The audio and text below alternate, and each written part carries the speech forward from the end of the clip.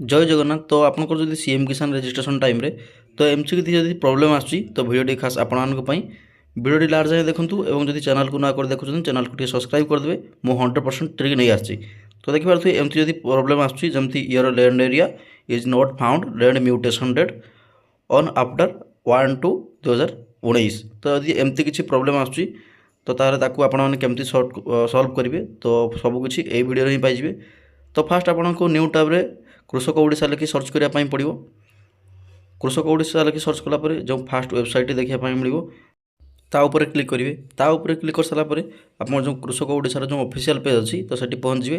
तापर जो अच्छी रजिस्टर एंड लॉगिन सहीटी आपंकर आधार कार्ड नंबर टी एंटर करेंगे। तो आधार कार्ड नंबर टी एंटर कर सारापर जो लॉगिन ऑप्शन अच्छी तो लॉगिन उपर क्लिक करदे। लॉगिन उपर क्लिक कलापर आपंक रजिस्ट्रेशन टाइम रे जो मोबाइल नंबर टी देते से ओटीपी आसो ओटीपी टी वेरीफाई करदे। तापर देखिपे प्रोफाइल अपडेट ऑप्शन अच्छी ताऊपर क्लिक करदे। ताऊपर क्लिक कर सारापर ये आपंकर जहाँ भी किसी अपडेट करने चाहूँगे तो सबकि अपडेट करेंगे। तो मोर एक्चुअली ये किसी अपडेट करार ना। तो ये जदि आप बैंक पासबुक चेंज करने चाहूँगे चेंज करेंगे और सब डिटेल्स ए चेंज करेंगे। तो ये सबूटाक आपन को सेव एंड कंटिन्यू पर क्लिक करने पड़ो। तो सेव एंड कंटिन्यू पर क्लिक कलापर जेटी आपंकर जो जगार पट्टा जो देते जमी पट्टा तो सही आपको सही पेज को जावाई पड़ो। तो देखिपे ये म्यूटेशन डेटा ऑटोमेटिक फिल देखापी मिले जो आप वेरीफाई करेंगे जगह को सी ऑटोमेटिक म्यूटेशन डेट टी आसे। तो यहीटा को केमती आप चेंज करेंगे। तो जदि आप चैनल को सब्सक्राइब करना तो चैनल को सब्सक्राइब करदे। तो मुझे आपको देखे दूसरी म्यूटेशन डेट टी चेंज करी आपने जो पटे भी ट्राए करेंगे कई ट्रिक काम करना। देखिपे फास्ट मु प्लॉट नंबर गोटे संख्या हटाईदेली तापर मुझे डेट टी चेंज कर दूसरी। तो डेट चेंज कर सारापर मुझे गोटे नॉर्मल 1/1/2019 पकईदेली। पकई सारापर जिते आप प्लॉट नंबर टी पुणी फिल करेंगे आ गए तापर वेरीफाई उपर क्लिक करेंगे पुणी सी जोटा कि ओल्ड म्यूटेशन डेट टी से शो हम। तो म्यूटेशन डेट टी चेंज करने मु आउ थे भी आपको वेरीफाई कर देखे दूसरी जदि आप मन डाउट थी तो क्लीयर हो। देखिए मुझे 2018 कली तापर पुणी मो प्लॉट नंबर टी फिल करदेली। देखिए म्यूटेशन डेट टी हटिगला। तो यहीटा को कौन करेंगे जो प्लॉट नंबर टी पूरा फिल करेंगे वेरीफाई करेंगे तापर जो जहाँ भी आपको डेट म्यूटेशन डेट पकड़ थी जमती मु 1/1/2018 पकईदेली। पकई सारापर आपको वेरीफाई करार अच्छी।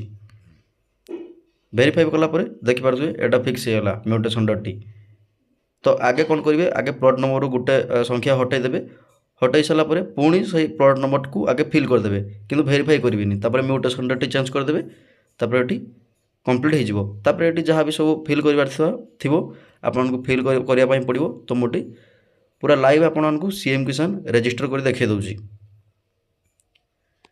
तो ये जो लैंड लोकेशन अच्छी तो मुझे रूराल के अर्बन पकईदेली तापर मोटी 7 जो अच्छी 7 कंटिन्यू तापर क्लिक करी मु सेव कर दूसरी। सेव कर सारापर आपको डायरेक्ट सबमिट ऑप्शन देखापी मिलो। तो डायरेक्ट ये सबमिट करदे।